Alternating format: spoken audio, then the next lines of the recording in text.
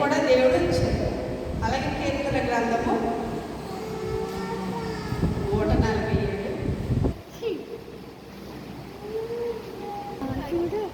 బలపరిచి ఉన్నాడు. ఈ మధ్య నీ పిల్లలు ఆశీర్వదించి ఉన్నాడు. ఈ సరిహద్దులో సమాధానం కలుగజేయవాడు ఆయనే. అత్యున్నతులతో నీవు తృప్తిపరచేవాడు ఆయనే. చాలు.